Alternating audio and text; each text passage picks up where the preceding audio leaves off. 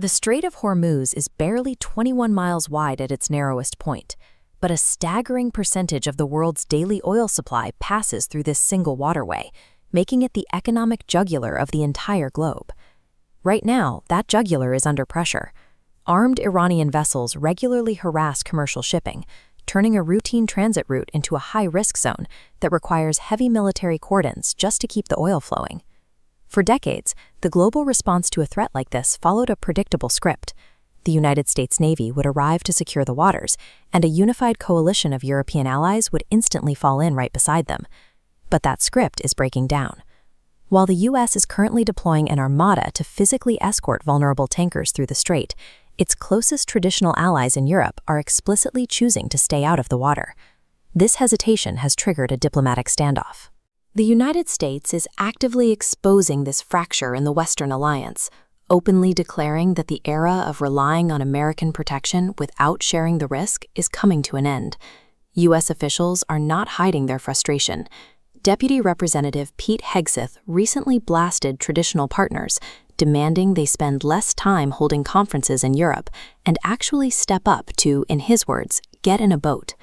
This chart shows where Hormuz oil goes.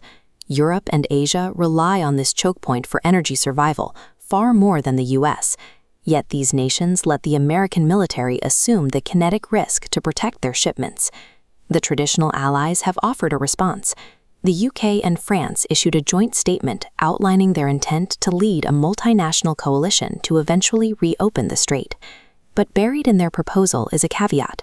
The text specifies they will only advance military plans as soon as conditions permit following a sustainable ceasefire agreement. They are offering to show up and patrol the waters, but only after the shooting stops. They expect the United States to secure the area alone while they wait for calm seas. However, some leaders are rejecting participation entirely. British Prime Minister Keir Starmer stated he made the active decision to ensure the UK avoids the blockade or a broader conflict with Iran. Starmer justifies this stance as a calculated move serving his country's best national interest, regardless of the expectations of the larger alliance. Meanwhile, the American military is out on the water, actively steering heavy destroyers directly into contested zones to establish an immediate physical deterrent.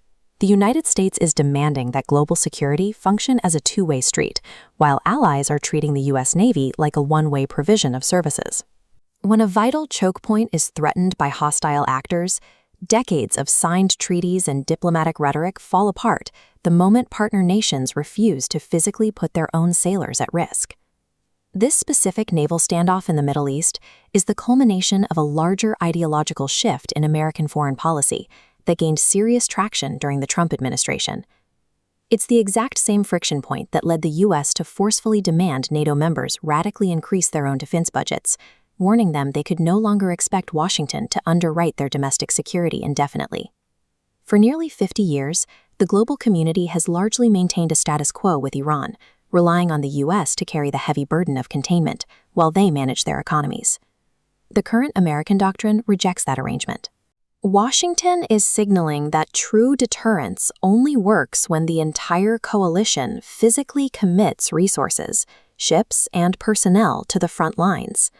By threatening to let Europe manage its own crises, the U.S. is attempting to force its partners out of a reality where they remain insulated from global conflicts by the sheer size of the American military. Alliances today are increasingly defined by this standard. A partner's validity is measured not by their presence in the conference room, but by their willingness to enter the fight.